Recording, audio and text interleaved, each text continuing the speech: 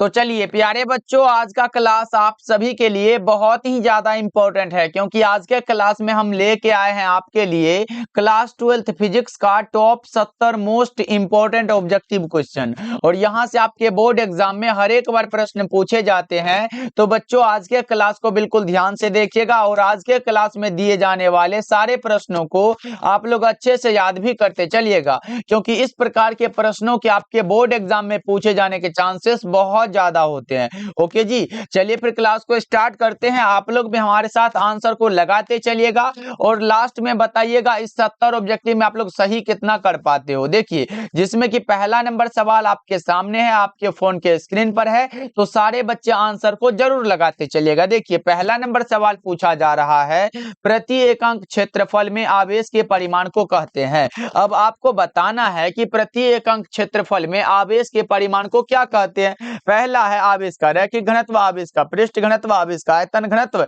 या फिर इनमें से कोई नहीं। तो बच्चों हमने बताया था कि प्रति एकांक क्षेत्रफल में आवेश के परिमाण को पृष्ठ घनत्व कहते हैं, प्रति एकांक लंबाई में आवेश के परिमाण को आवेश का रैखिक घनत्व कहते हैं, और प्रति एकांक आयतन में आवेश के परिमाण को आयतन घनत्व कहते हैं। तो बच्चों यहां से आपको जो है यहाँ इसका एसआई मात्रक भी पूछा जा सकता है। देखिए, अगर पूछे आवेश के रैखिक घनत्व का मात्रक क्या होता है, तो वो होता है कूलम मीटर इनवर्स होता है। उसके बाद अगर आवेश के पृष्ठ घनत्व का मात्रक पूछे, कूलम मीटर इनवर्स 2 होता है। उसके बाद ये हमारा क्या होता है, आवेश का आयतन घनत्व तो कूलम मीटर क्यूब होता है, इनवर्स में क्यूब होता है। ये याद रखोगे, बहुत ज्यादा इंपॉर्टेंट है बच्चों, आपके एग्जाम में पूछा जाता है। ओके जी, चलो आगे बढ़ते हैं। देखो दूसरा नंबर सवाल पूछा जा रहा है, 1 माइक्रो कूलम बराबर कितना कूलम होता है। अब आपको बताना है 1 माइक्रो कूलम बराबर जो होता है बच्चों वो कितना कूलम होता है। आपसे पूछा जा सकता है कि 1 नैनो कूलम बराबर कितना होता है। क्या होगा बच्चों, 1 नैनो कूलम बराबर पूछे तो क्या होगा। अगर 1 माइक्रो कूलम बराबर पूछे बच्चों तो वो होता है 10 टू द पावर -6 कूलम। अगर 1 नैनो कूलम बराबर पूछे तो 10 टू द पावर -9 कूलम। ये याद रखो बच्चों, अभी का जो करेक्ट आंसर होगा वो ऑप्शन नंबर ए हो जाएगा। चलो आगे बढ़ते हैं। तीसरा नंबर सवाल देखिए, प्रति इकाई आवेश पर लगने वाले बल को क्या कहते हैं। प्रति इकाई आवेश पर लगने वाले बल को क्या कहते हैं बच्चों, ई कहते हैं। ई क्या होता है, विद्युत क्षेत्र होता है। Correct answer option number C हो जाएगा बच्चों। चलो आगे बढ़ते हैं। अगला नंबर सवाल देखो, चौथा नंबर सवाल पूछा जा रहा है, आवेश का विमा क्या होता है। डायमेंशन फॉर्मूला ऑफ चार्ज पूछा गया है। क्या होता है, आई बराबर क्या होता है बच्चों, क्यू अपॉन टी होता है। क्यू बराबर क्या होगा, क्यू बराबर हमारा आई टी बचेगा। धारा का एम्पियर, टाइम का टाइम कौन सा ऑप्शन में एटी दिया गया। करेक्ट आंसर ऑप्शन ए हो जाएगा। चलो आगे बढ़ते हैं। ये पांचवा नंबर सवाल देखो, एप्सिलॉन नोट का मात्रक क्या होता है। जल्दी से बताओ बच्चों, एप्सिलॉन नोट का जो मात्रक होता है वो आपको बताना है। जल्दी से बता दो, जिससे हम लोग क्या कहते हैं, परमिटिविटी भी कहते हैं। देखो, अगर एप्सिलॉन नोट का मान पूछे तो कितना होता है, 8.85 इंटू 10 टू दी पावर -12 और फैराड पर मीटर। ये फैराड पर मीटर क्या सर, एप्सिलॉन नोट का मात्रक होता है, जो कि हमें बताना है। Correct answer option number B हो जाएगा।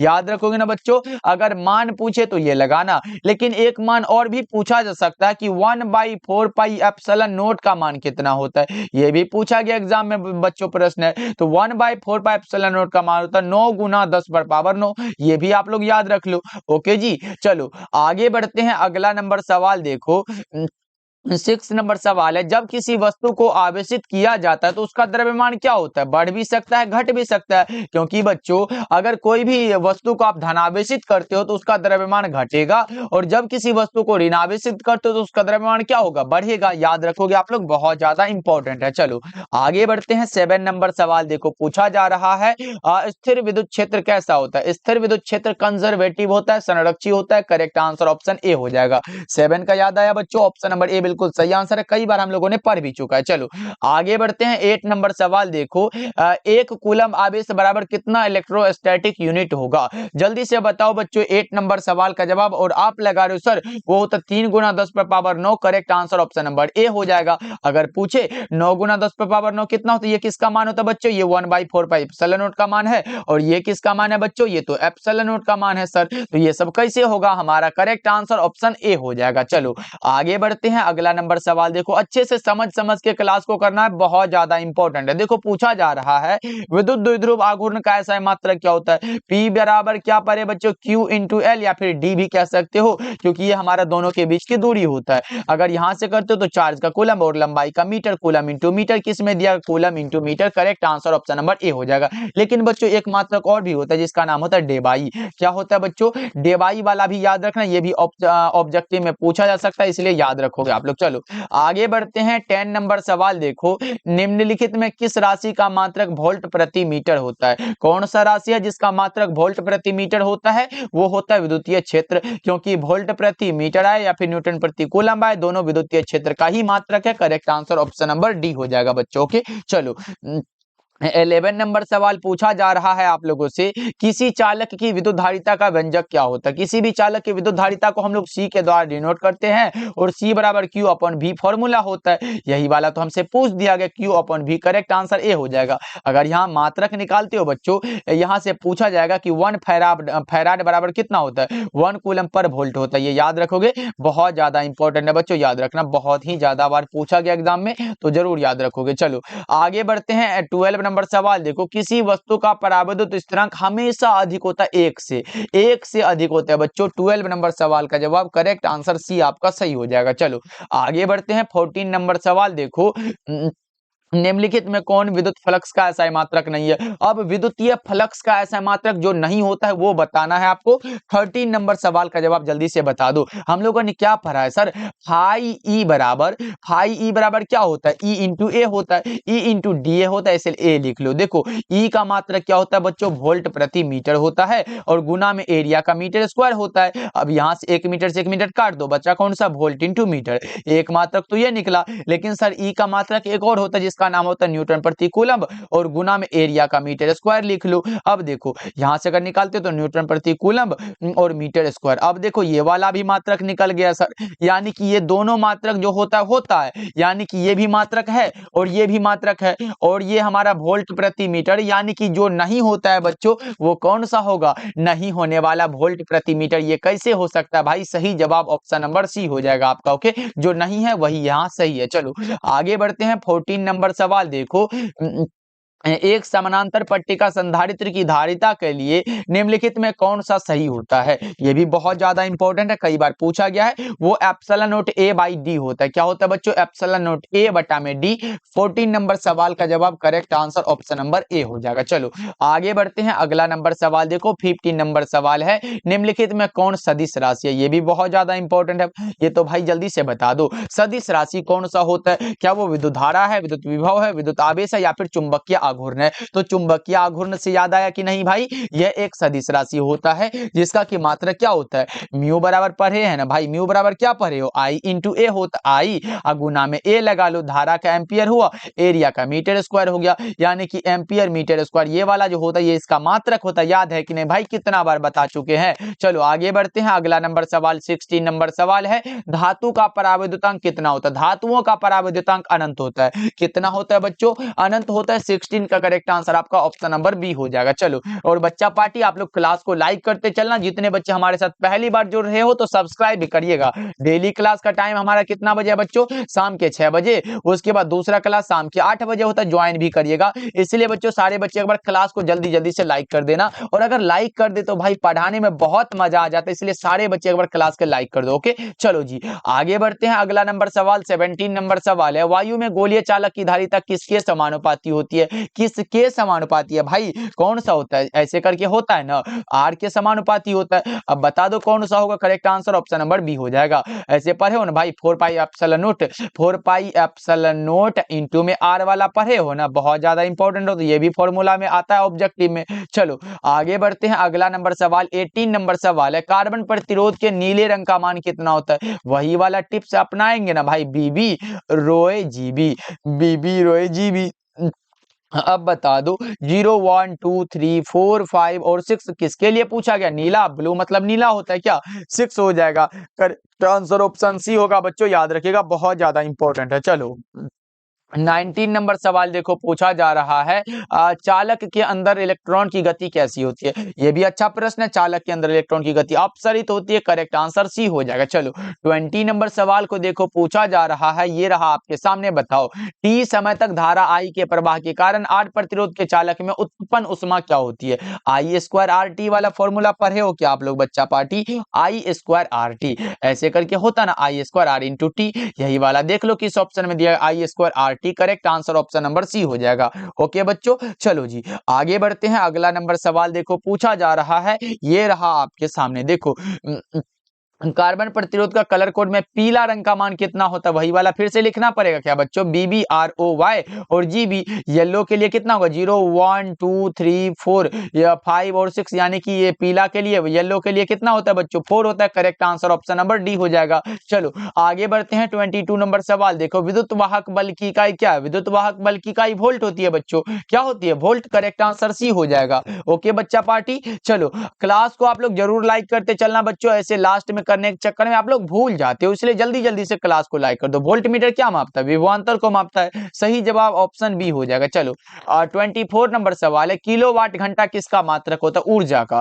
किलोवाट घंटा ऊर्जा का मात्रक है बच्चों। करेक्ट आंसर ऑप्शन बी हो जाएगा। अगर पूछे 1 किलोवाट घंटा बराबर क्या होगा तो क्या लगाओगे? वो होता है 3 गुना 10 पर पावर कितना होता है? 6 होता है क्या बच्चों? याद रखोगे 3 गुना 10 पर पावर 6 जूल में होता है, ये भी आप लोग याद रख सकते हो। चलो आगे बढ़ते हैं। 25 नंबर सवाल है, विद्युत परिपथ की शक्ति कितनी होती है? विद्युत परिपथ की शक्ति यानी कि P बराबर क्या होता है बच्चों? V स्क्वायर बटा में R फॉर्मूला है, याद रखोगे ना। करेक्ट आंसर कौन सा होगा? ऑप्शन नंबर सी बिल्कुल सही हो जाएगा। चलो आगे बढ़ते हैं। 26 नंबर सवाल है, विद्युत हीटर में जिस तत्व का व्यवहार किया जाता है वो कौन सा होता है? नाइक्रोम का तार होता है बच्चों। कौन सा होता है? नाइक्रोम होता है। 26 का करेक्ट आंसर डी हो जाएगा। चलो आगे बढ़ते हैं। अगला नंबर सवाल 27 नंबर सवाल है, व्हीटस्टोन ब्रिज से किसका तुलना करता है भाई? प्रतिरोधों का। क्या जल्दी से बताओ? प्रतिरोधों का। करेक्ट आंसर ऑप्शन ए होगा 27 का। चलो 28 नंबर सवाल है, तांबा का कार्यफलन कितना होता है? तांबा का कार्यफलन कुछ इलेक्ट्रॉन वोल्ट होता है। कितना होता है बच्चों? कुछ इलेक्ट्रॉन वोल्ट। आपका राइट आंसर ऑप्शन ए हो जाएगा।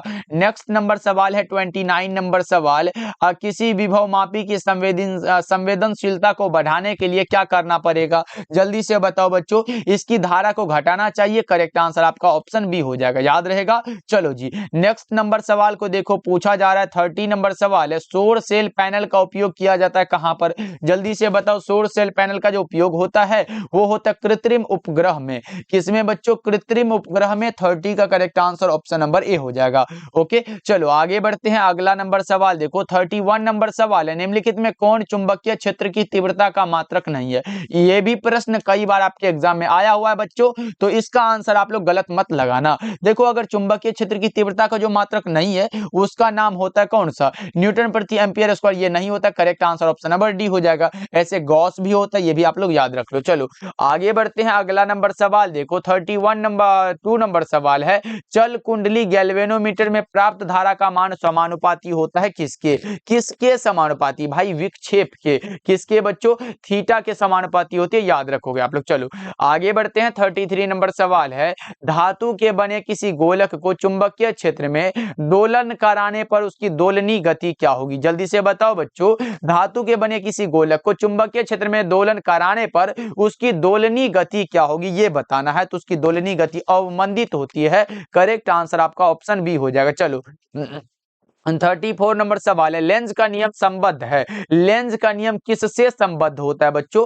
ऊर्जा से। लेंज का नियम ऊर्जा संरक्षण के सिद्धांत पर आधारित है। करेक्ट आंसर सी हो जाएगा। चलो 35 नंबर सवाल आपके सामने है और आपका आंसर जल्दी जल्दी से आना चाहिए। एक प्रत्यावर्ती विद्युत धारा का समीकरण I बराबर 0.6 साइन दिया गया है और 100 पाई टी दिया गया, तो निरूपित किया जाता है। तो धारा की आवृत्ति जल्दी से बता दो। विद्युत धारा का आपको आवृत्ति बताना है। 35 का क्या लगा रहे हो? जल्दी से लगा दो। ऐसे बच्चा पार्टी पिछले क्लास में इसको हमने सॉल्व करके बताया था ना, ये 2 पाई एफ वाला फॉर्मूला से ओमेगा बराबर जो ये वाला फॉर्मूला यूज किए थे बच्चों, 2 पाई एफ वाला फॉर्मूला, ये सब याद होगा। तो कौन सा होगा करेक्ट आंसर? जल्दी से बता दो। वो हमारा 50 निकला था। Correct answer option number B होगा, याद रखोगे आप लोग। चलो जी ये हमारा आई बराबर इतना दिया गया भाई। आई बराबर जो फॉर्मूला होता है आई नॉट साइन ओमेगा टी, उससे लगाओगे तो ये आपका निकल जाएगा। चलो आगे बढ़ते हैं। 36 नंबर सवाल है, चुंबकीय एवं विद्युतीय प्रभाव प्रभाव के मिश्रित प्रभाव को क्या कहा जाता है? चुंबकीय और विद्युतीय प्रभाव के मिश्रित प्रभाव को जो कहते हैं उसका नाम बता दो, उसे हम लोग कहते हैं विद्युत चुंबकत्व। क्या कहते हैं बच्चों? विद्युत चुंबकत्व। करेक्ट आंसर ए हो जाएगा। चलो 37 नंबर सवाल है कि चुंबकीय आघूर्ण का सूत्र क्या होता है या फिर मात्रक क्या होता है, ये बता दो। चुंबकीय आघूर्ण के लिए हमने क्या मात्रक बताया था बच्चों? जल्दी से लगाओ इसका करेक्ट आंसर क्या होता है? वो हमारा हो जाता है एम्पियर मीटर स्क्वायर होता है ना। जे म्यू बराबर क्या होता है? म्यू बराबर आई इंटू ए वाला फॉर्मूला होता है। यहाँ से निकालो धारा का एम्पियर और एरिया का metre square. Correct answer option number B हो जाएगा। ओके बच्चों, चलो आगे बढ़ते हैं। अगला नंबर सवाल 38 नंबर सवाल है, किसी चुंबक का चुंबकीय आघूर्ण क्या होता है? सदिश राशि होता है। किसी भी चुंबक का चुंबकीय आघूर्ण कैसा होता है? सदिश राशि होता है बच्चों। करेक्ट आंसर आपका ऑप्शन बी हो जाएगा। चलो नेक्स्ट नंबर सवाल देखो 39 नंबर सवाल है, निम्नलिखित में किसका अस्तित्व नहीं होता है? जिसका अस्तित्व नहीं होता है उसका नाम बताओ बच्चों। वो होता है एकल चुंबकीय ध्रुव का अस्तित्व नहीं है। करेक्ट आंसर ऑप्शन बी हो जाएगा। चलो अगला नंबर सवाल देखो 40 नंबर सवाल है, एक समान चुंबकीय क्षेत्र में एक आवेशित कण के पथ की त्रिज्या सीधे समानुपाती होती है किसके? किसके समानुपाती बच्चा पार्टी? आर समानुपाती ऐसे करके पी लिखे हो क्या कभी? जल्दी से बताओ बच्चा पार्टी क्या होगा इसका करेक्ट आंसर? फटाफट से लगा दो चैट सेक्शन में समवेगीय। बहुत अच्छे बच्चा, correct answer option number B हो जाएगा। चलो आगे बढ़ते हैं। अगला नंबर सवाल 41 नंबर सवाल है, चुंबकीय क्षेत्र का मान घटने से चुंबकीय सुई का आवर्तकाल क्या होता है? चुंबकीय क्षेत्र का मान घटने से चुंबकीय सुई का आवर्तकाल सीधे रूप से क्या होता है? इंक्रीज होता है। करेक्ट आंसर बी हो जाएगा। चलो आगे बढ़ते हैं। 42 नंबर सवाल है, कुछ पदार्थ की आपेक्षिक चुंबकशीलता 1 से कम होती है। कुछ पदार्थ की आपेक्षिक चुंबकशीलता 1 से कम होती है तो उसकी चुंबकीय प्रवृत्ति क्या होगी? क्या होगी बच्चों ये बता दो। 42 नंबर सवाल आपके सामने है, ये ऋणात्मक होती है। Correct answer option number D हो जाएगा बच्चों। चलो 43 नंबर सवाल है कि एक प्रबल विद्युत चुंबक बनाने के लिए कौन सी वस्तु अधिक उपयुक्त होती है? कौन सी वस्तु है जो सबसे अधिक उपयुक्त होती है बच्चों? 43 का बता दो। वो नरम लोहा होता है। करेक्ट आंसर आपका ऑप्शन नंबर बी हो जाएगा। चलो आगे बढ़ते हैं। 44 नंबर सवाल देखो पूछा जा रहा है, बेतारी तार संचार का आविष्कार किया था किसने? बेतारी तार संचार का आविष्कार किया गया था मार्कोनी साहब के द्वारा बच्चों। ये याद रखोगे, ये आपके मॉडल पेपर में भी ये क्वेश्चन आया हुआ है बच्चों, इसको जरूर याद रखोगे आप लोग। चलो आगे बढ़ते हैं। 45 नंबर सवाल है, एक्स किरणें किससे बनी होती है? एक्स किरणें जो बनी होती है बच्चों वो किससे मिलकर बनी है? वो होती है विद्युत चुंबकीय विकिरणों से। Correct answer option number C हो जाएगा 45 का। ओके बच्चों, चलो जी क्लास को आप लोग लाइक करते चलना, जितने बच्चे नए नए जुड़ रहे हो तो सब्सक्राइब भी करते चलिएगा बच्चों। चलो आगे बढ़ते हैं। 46 नंबर सवाल है, वायु का अपवर्तनांक कितना होता है? वायु का अपवर्तनांक पूछा गया आप लोगों से, जल्दी से बता दो। वो होता है 1.0003 होता है। Correct answer option number A हो जाएगा। अब जल का पूछे तो क्या लगाओगे बच्चों? जल वाला पता है क्या? जल का कितना होता है? 1.33 होता है। उसके बाद अगर अल्कोहल का पूछे बच्चा पार्टी तो क्या लगाओगे? अल्कोहल के लिए जो होता है बच्चों वो होता है 1.36 होता है। ये पूछा जाता है एग्जाम में, इसलिए बच्चों हम बता रहे हैं। अगर हीरा का पूछे तो सबको पता है, हीरा का अपवर्तनांक सभी पदार्थों के अपवर्तनांक से अधिक है, 2.42 होता है। ये सब याद रखना बच्चों, बहुत ज्यादा इंपॉर्टेंट होता है। चलो आगे बढ़ते हैं बच्चों। ये रहा आपके सामने, निम्नलिखित में किसका अपवर्तनांक सभी पदार्थों के अपवर्तनांक से अधिक होता है? तो अभी हमने जस्ट क्या बताया बच्चों, हीरा का अपवर्तनांक सभी पदार्थों के अपवर्तनांक से अधिक होता है। अब पूछे कितना होता है? 2.42 हो जाता है। चलो आगे बढ़ते हैं। 48 नंबर सवाल है, वस्तु से छोटा आभासी प्रतिबिंब निम्नलिखित में किस दर्पण से बनता है? वस्तु से छोटा प्रतिबिंब बन रहा है, इसका मतलब वो उत्तल दर्पण होगा। कौन सा दर्पण होगा बच्चों? उत्तल दर्पण होगा। 48 का correct answer option number C हो जाएगा। आगे बढ़ते हैं। 49 नंबर सवाल पूछा जा रहा है कि कांच से हवा में प्रवेश करते समय किस प्रकाश का क्रांतिक कोण जो है वो सबसे कम होता है? ये पूछा गया, कांच से हवा में प्रवेश करते समय प्रकाश का क्रांतिक कोण सबसे कम किस रंग के लिए होता है? ये वाला पढ़े हो क्या बच्चों? बेजानी हपी नाला ऐसे वाला जो ये ट्रिक वाला होता है, जल्दी से बता दो। सबसे कम जो होता है वो बैगनी के लिए होता है और सबसे ज्यादा लाल के लिए होता है। ये सब तो पढ़ा होगा ना आप लोगों ने। कम पूछा गया, कौन सा होगा? बैगनी वाला। सही आंसर 49 का करेक्ट आंसर डी हो जाएगा। चलो आगे बढ़ते हैं बच्चों। 50 नंबर सवाल है कि ऑप्टिकल फाइबर क्या होता है? ऑप्टिकल फाइबर जो होता है वो ट्रांसमिशन लाइन भी होता है और वेवगाइड भी होता है, यानी कि ट्रांसमिशन लाइन एवं वेवगाइड गाइड दोनों। करेक्ट आंसर ऑप्शन सी हो जाएगा। चलो आगे बढ़ते हैं। 51 नंबर सवाल का जवाब बता दो। 51 नंबर सवाल है, ऑप्टिकल फाइबर किस सिद्धांत पर कार्य करता है? Optical fibre total internal reflection के सिद्धांत पर कार्य करता है। आपका correct answer option number D हो जाएगा। ओके बच्चों, चलो आगे बढ़ते हैं। 52 नंबर सवाल पूछा जा रहा है। 52 नंबर सवाल है, उत्तल लेंस की क्षमता कितनी होती है? उत्तल लेंस की क्षमता कितनी होती है बच्चों? ये आप लोगों ने पढ़ा होगा लेंस की शक्ति में। जल्दी से बता दो, किसी लेंस द्वारा किरण मोड़ने की शक्ति लेंस की क्षमता कहलाती है। आप लोगों ने पढ़ा है ना बच्चों। अब बता दो उत्तल लेंस की क्षमता कैसी होगी, जल्दी जल्दी से बता दो। उत्तल लेंस की क्षमता जो होती है धनात्मक होती है, जबकि बच्चों अवतल लेंस की क्षमता पूछे तो क्या लगाओगे? अवतल लेंस की क्षमता क्या होती है बच्चों? ये हमारा ऋणात्मक होती है। अवतल लेंस की क्षमता ऋणात्मक होती है, याद रखोगे, बहुत ज्यादा इंपॉर्टेंट है, ऑब्जेक्टिव में आएगा बच्चों। ओके, चलो आगे बढ़ते हैं। अगला नंबर सवाल देखो पूछा जा रहा है। ये रहा आपके सामने 53 नंबर सवाल। जब श्वेत प्रकाश की किरण लेंस में प्रवेश करती है तो निम्नांकित में किसमें परिवर्तन होता है? होने वाला जो होता है बच्चों, उसमें परिवर्तन होता है वेग और तरंगदैर्ध्य में। या correct answer option number A हो जाएगा। चलो आगे बढ़ते हैं। 54 नंबर सवाल आपके सामने आ चुका है, बता दो। 2 डायोप्टर माइनस 3.5 डायोप्टर के दो लेंस संपर्क में रखे गए हैं तो संयोग की क्षमता क्या होगी? जल्दी से बताओ। ये तो आसान वाला फॉर्मूला पूछ दिया गया सर, जल्दी से बता दो। देखो पहला क्या दिया गया है, P बराबर हमारा दिया गया कितना है, 2 डायोप्टर दिया गया। उसके बाद हमारा P2 बराबर कितना है, तो ये हमारा इतना दिया गया। तो ये दोनों को संपर्क में रखने पर संयोग की क्षमता क्या होगी, यानी कि P1 कितना है बच्चों? P1 हमारा 2 दिया गया, तो P1 हम लिखेंगे 2 दिया गया। उसके बाद P2 कितना दिया गया है? माइनस 3.5 दिया गया। अब देखो P बराबर क्या फॉर्मूला होता है, P1 अब प्लस में P2। यहां से देख रहे हो ना, P1 कितना 2 दिया गया है, और ये प्लस में देखो माइनस 3.5 दिया गया। माइनस का क्या होगा बच्चा? माइनस 3.5 दिया गया। यहां से करते हो तो 2 माइनस 3.5, यहां से कर दो माइनस 1.5, किस में दिया गया? करेक्ट आंसर हमारा ऑप्शन नंबर बी होगा। ये डायोप्टर में होगा, क्योंकि ये हमारा क्षमता नहीं पूछा, ये फोकस दूरी नहीं पूछा गया था, हमसे क्षमता पूछा गया, दोनों का संयोग बना दिया। Correct answer option number B हो जाएगा। चलो आगे बढ़ते हैं बच्चों। 55 नंबर सवाल है, ये रहा आपके सामने, बता दो। 20 centimetre and minus 40 centimetre focus दूरी वाले दो लेंसों के संयोग से बने समतुल्य लेंस की क्षमता क्या होगी? इसमें भी हमसे क्षमता ही पूछा गया है, तो जल्दी से बता दो। P1 बराबर इतना दिया गया, तो P1 मान लो। P1 बराबर कितना दिया गया? 20 दिया गया है, तो हम जानते हैं कि 100 बाई फोकस दूरी वाला फॉर्मूला, तो 20 लगा दो। 20 पंचे का 100 होता है। यहां से करते हो तो एक 5 डायोप्टर निकला। उसके बाद P2 बराबर होगा बच्चों 100 बाई कितना? माइनस का 40 है, तो माइनस ऊपर भेज दो, 40 लिख दो। 40 दूना के 80, यानी कि 2.5 माइनस का 2.5 डायोप्टर ये हो जाएगा। अब निकालो P बराबर P1 plus P2। P1 plus P2, P1 कितना है? 5, और ये हमारा माइनस है, यहाँ प्लस है तो सर प्लस देना पड़ेगा, माइनस 2.5, तो माइनस 2.5। यहां से करते हैं तो 5 माइनस 2.5 बराबर कितना होगा? 2.5 प्लस में होगा। Correct answer option number B होगा। और 55 का अगर आप लोग बी लगा रहे हो तो 100% सही कर रहे हो। चलो आगे बढ़ते हैं। 56 नंबर सवाल है, परावर्तक दूरदर्शक का निर्माण किसने किया था? यह भी अच्छा प्रश्न है बच्चों, बता दो। परावर्तक दूरदर्शक का निर्माण किसने किया था? न्यूटन साहब ने किया था sir. Correct answer option number ए को लगा दिया जाए। चलो आगे बढ़ते हैं। 57 नंबर सवाल है कि मानव नेत्र में दृष्टि दोष कितने प्रकार के होते हैं? एक हमारे देखो निकट दृष्टि दोष, दूर दृष्टि दोष, जरा दृष्टि दोष, अबिंदुकता। कितना हुआ? 4 हुआ क्या बच्चा पार्टी? बता दो कौन सा होगा। Correct answer option number C हो जाएगा। लेकिन एक चीज बताया बच्चों, निकट दृष्टि दोष को दूर करने के लिए अवतल लेंस का यूज होता है, और दूर दृष्टि दोष को दूर करने के लिए उत्तल लेंस का यूज होता है। उसके बाद हमारा जरा दृष्टि दोष को दूर करने के लिए बायोफोकल लेंस का यूज होता है, और अबिंदुकता को दूर करने के लिए बेलनाकार लेंस का यूज होता है। बच्चों जरूर याद रखोगे आप लोग। चलो आगे बढ़ते हैं। 58 नंबर सवाल है,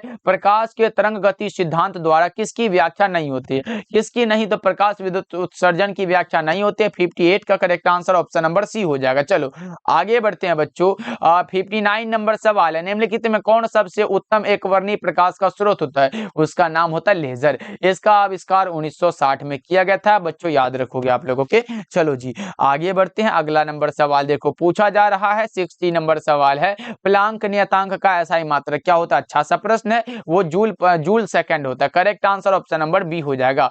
क्या होगा बच्चों? 60 का right answer option number B हो जाएगा, याद रखोगे। देखो बच्चों, इसके बारे में अगर कुछ बता दे तो बहुत ज्यादा इंपॉर्टेंट होता है। मैं जितना बता रहा हूं उसको एकदम अच्छे से ध्यान से देखा। पहले क्या पढ़ा था? ई बराबर क्या पढ़े बच्चों? ई बराबर एच न्यू पढ़े। यहाँ से हमारा एच बराबर क्या निकलेगा? एच बराबर यहाँ से लिखो, एच बराबर लिख लेगा ई बटा में भी हो जाएगा। ई क्या होता है बच्चों? ऊर्जा। ऊर्जा का जूल हुआ और उसके बाद ये हमारा सेकंड इनवर्स हो जाएगा। इसको ऊपर करें तो क्या हुआ? Joule second. ये तो सर मात्रक निकला। अब देखो वीमा भी पूछा जा सकता है, इंपॉर्टेंट है बच्चों, ध्यान से देखो। देखो वीमा पूछे तो ई का वीमा क्या होता है? ml2 और टी इनवर्स 2 होता है। अब बटा में आवृत्ति का क्या होता है? हमने सेकंड इनवर्स लिखा तो इसी को हम टाइम इनवर्स भी लिख सकते हैं। तो यानी कि इसका वीमा क्या निकला? ml2 और टी इनवर्स 1 निकलेगा, क्योंकि ऊपर जाएगा तो प्लस में हो जाएगा ml2 टी इनवर्स। ये तो हमारा वीमा निकल गया। अब देखो बच्चों, यहां से पूछेगा कि इसका मान क्या होता है। मान भी तो बहुत ज्यादा इंपॉर्टेंट है ना। तो मान होता है 6.626 इंटू में क्या होता है? 10 to the power -34 joule second. Joule second क्या होता है? इसका मात्रक होता है। ये मान हुआ बच्चों, उसके बाद ये वीमा हुआ, ये वीमा हुआ, इसके बाद ये मात्रक हुआ। अब बता दो कौन सा होगा? करेक्ट आंसर बी हो जाएगा बच्चों, याद रखोगे। चलो आगे बढ़ते हैं। 61 नंबर सवाल है, चांदी का देहली तरंग दैर्ध्य कितना होता है? चांदी का देहली तरंग दैर्ध्य आप लोग बताओगे और आप बता रहे 265 नैनोमीटर। करेक्ट आंसर ए हो जाएगा। अगर पूछे कैल्शियम का कितना होता है? 460 होता है। सीजियम का 656 होता है। पोटेशियम का 565 होता है। ये सब याद रखोगे, इंपॉर्टेंट है, ऑब्जेक्टिव में पूछा जा सकता है। देखो इनमें कौन आवेश रहित होता है? आवेश रहित पूछा गया आप लोगों से, जिसपे कोई चार्ज ना हो, वो फोटोन होगा। फोटोन का द्रव्यमान 0 होता है। चलो आगे बढ़ते हैं। 63 नंबर सवाल है, इलेक्ट्रॉन वोल्ट क्या मापता है? इलेक्ट्रॉन वोल्ट के द्वारा ऊर्जा को मापा जाता है। एक इलेक्ट्रॉन वोल्ट बराबर 1.602 into 10 to the power -19 joule होता है बच्चों, ये भी याद रख लो। चलो आगे बढ़ते हैं। नेक्स्ट नंबर सवाल देखो, 64 नंबर सवाल है, हाइड्रोजन स्पेक्ट्रम की कौन सी श्रेणी दृश्य भाग में पड़ती है? दृश्य भाग में Lyman series, बामर series, Paschen series या फिर ब्रैकेट श्रेणी? क्या होगा जल्दी से बताओ? 64 का बामर श्रेणी। करेक्ट आंसर बी हो जाएगा। चलो 65 नंबर सवाल है, परमाणु के नाभिक में अवश्य रहेगा प्रोटॉन। साहब जी अवश्य रहेंगे। परमाणु का नाभिक किस किस से मिलकर बना होता है? प्रोटॉन और न्यूट्रॉन से। ये भी आप लोग याद रख लो। चलो आगे बढ़ते हैं। अगला नंबर सवाल 66 नंबर सवाल है, सूर्य की ऊर्जा का कारण क्या होता है? नाभिकीय संलयन होता है। और बच्चों हमने बताया था कि 2 या 2 से अधिक नाभिकों का सम्मिलन ही हमारा क्या कहलाता है? नाभिकीय संलयन कहलाता है। Correct answer option number B हो जाएगा। चलो आगे बढ़ते हैं। 67 नंबर सवाल है कि दशमिक संख्या 25 का निम्नलिखित में कौन सा द्विआधारी संख्या है? 25 का पूछा गया, निकाल लेते हैं। 25 लिखो, 2 से भागा लगाते चलो। 2 12 दूना के 24 शेष 1 बचा, फिर 2 से लगाओ। 2 छके 12 शेष 0 बचा, फिर 2 से लगाओ। 2 तिहाई 6 होता है, शेष 0 बचा, फिर 2 से लगाओ। 2 एकम 2 और शेष 1 बचा, एक यहाँ लिख दो। यानी कि 11001 11001 11001। करेक्ट आंसर ऑप्शन सी हो जाएगा। चलो आगे बढ़ते हैं। 68 नंबर सवाल देखो, पूछा जा रहा है मूल गेट कौन कौन सा होता है? एंड और नोट। मूल गेट एंड और note. Correct answer option number D होगा बच्चों, जरूर याद रखोगे, ये इंपॉर्टेंट क्वेश्चन। ओके चलो जी आगे बढ़ते हैं। अगला नंबर सवाल देखो, 69 नंबर सवाल है, निम्नलिखित में कौन सार्वत्रिक लॉजिक गेट होता है? सार्वत्रिक लॉजिक गेट नैंड गेट को कहा जाता है। किसे बच्चों? नैंड गेट को। 69 का correct answer option number D हो जाएगा। चलो आगे बढ़ते हैं। 70 नंबर सवाल देखो, फैक्स का अर्थ क्या होता है? ये हमारा होता है facsimile telegraphy. Correct answer option number B होगा 70 नंबर सवाल का जवाब। ओके बच्चों, आज का क्लास आपको कैसा लगा कमेंट करके बताइएगा। और जितने भी बच्चे हमारे द्वारा तैयार फिजिक्स, केमिस्ट्री और बायोलॉजी का इंपॉर्टेंट क्वेश्चन वाला नोट्स नहीं लिए हो, यानी कि बच्चों अभी तक लगता है कि सर अभी तक कुछ भी नहीं पढ़े हैं, तो उस पीडीएफ को मात्र अगर आप 30 दिन भी अच्छे से पढ़ लेते हो तो भाई ये हम गारंटी लेते हैं कि फिजिक्स, केमिस्ट्री और बायोलॉजी में 80 प्लस मार्क्स लेके आओगे। ओके बच्चों, तो जरूर लीजिएगा, मात्र 199 में मिलता है, कोई बड़ा चार्ज नहीं है। कॉल करिएगा 70 1685 नंबर पे और जल्दी जल्दी से ले लीजिएगा। एक सब्जेक्ट में हमारे द्वारा मात्र 50 से 60 क्वेश्चन दिया जाएगा, बस उतना को ही आपको पढ़ लेना है। ओके बच्चों, ऑब्जेक्टिव और सब्जेक्टिव दोनों दिया जा रहा है फिजिक्स, केमिस्ट्री और बायोलॉजी का, चाहे आप हिंदी मीडियम के हो या फिर इंग्लिश मीडियम के हो, दोनों मीडियम के लिए मिलता है बच्चों। इसलिए जरूर कॉल करिएगा, मैसेज करिएगा कि सर हमें 199 वाला फिजिक्स, केमिस्ट्री और बायोलॉजी का पीडीएफ चाहिए, और आपको हिंदी का ऐसे फ्री में मिल जाएगा, टेंशन ना लो। ओके बच्चों, मिलते फिर अगले क्लास में, आप लोग अपना ध्यान रखिएगा।